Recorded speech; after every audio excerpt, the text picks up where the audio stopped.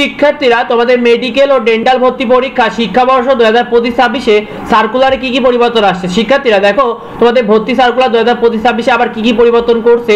তোমাদের সরকারি মেডিকেল কলেজে কিন্তু আসন রয়েছে 4350টি, যেখানে সরকারি মেডিকেলে 408টি আসন কমানোর কথা ছিল এবং বেসরকারি মেডিকেলে কিন্তু 408টি আসন কমানোর কথা ছিল। অর্থাৎ সরকারি বেসরকারি মিলিয়ে প্রায় 68টিরও বেশি আসন কমানোর যে বিষয়টা, সেটা স্বাস্থ্য ও পরিবার কল্যাণ মন্ত্রণালয় এখনো অনুমোদন দেয়নি, যার কারণে তোমাদের এবার কিন্তু আসন নাও কমতে পারে। শিক্ষার্থীরা তোমাদের ভর্তি সার্কুলার 2025-26 যে বিষয়গুলো চূড়ান্ত করেছে, দেখো সাধারণ যারা সেকেন্ড টাইম একটা পরীক্ষা দেবে তাদের 3 নাম্বার কাটা যাবে, বাট যারা মেডিকেলে ভর্তি হয়েছে বাট সেকেন্ড টাইম পরীক্ষা দিবে এবার তাদের কিন্তু 5 নাম্বার কাটা যাবে। আবেদন চলতে পারে 12 নভেম্বর থেকে 20 নভেম্বর পর্যন্ত সম্ভাব্য তারিখ হিসেবে, তবে এটা কিন্তু কমতেও পারে বাড়তেও পারে, বিষয়টা আমরা তোমাদেরকে এটা পরবর্তী আপডেটে জানিয়ে দেবো। আবেদনের ফি 1000 টাকায় রাখা হচ্ছে।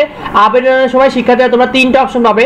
একটা হলো তুমি চাইলে শুধু মেডিকেলে পরীক্ষা দিতে পারো, 2 নম্বরে মেডিকেল প্লাস ডেন্টাল দুইটাই পরীক্ষা দিতে পারো, 3 নম্বরে তোমার ডেন্টালও পরীক্ষা দিতে পারো।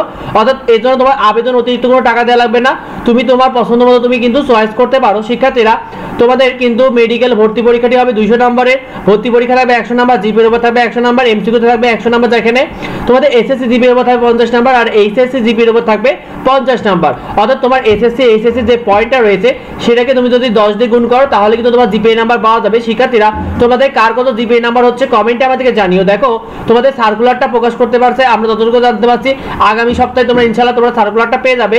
শিক্ষার্থীরা তোমাদের নতুন মানদণ্ড যা রাখছে, জীববিজ্ঞানে 30 নাম্বার, রসায়নে 25 নাম্বার, পদার্থে 15 নাম্বার, ইংরেজিতে 15 নাম্বার, সাধারণ জ্ঞান এবং আইকিউতে যে অপশন রয়েছে সেখানে 15 নাম্বার, এবং তোমাদের সময় কিন্তু আরো 15 মিনিট বাড়িয়ে তারা 1 ঘন্টা 15 মিনিট করছে এবং প্রতিটি ভুল উত্তরের জন্য তোমাদের 0.25 করে নাম্বার কাটা যাবে এবং আবেদনের যোগ্যতা তোমাদের এসএসসি এইচএসসি মিলে মোট 8.5 পেতে হবে এবং এসএসসি এইচএসসি তে দুইটাতেই কমপক্ষে 4 পয়েন্টের উপরে থাকাই লাগবে তোমাদের আবেদনের জন্য।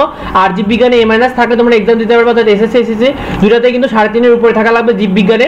তো ভিডিওটি এ পর্যন্ত। তোমরা কে কে মেডিকেলে ভর্তি পরীক্ষা দিতে চাও কমেন্টে আমাদেরকে জানিও, আর ভিডিওটি বেশি বেশি করে বন্ধুদেরকে শেয়ার করে দাও, আর যদি কিছু জানার থেকে অবশ্যই ভিডিওতে কমেন্ট করো। দেখাই পরবর্তী ভিডিওতে পরবর্তী আপডেটগুলো নিয়ে। ধন্যবাদ সবাই।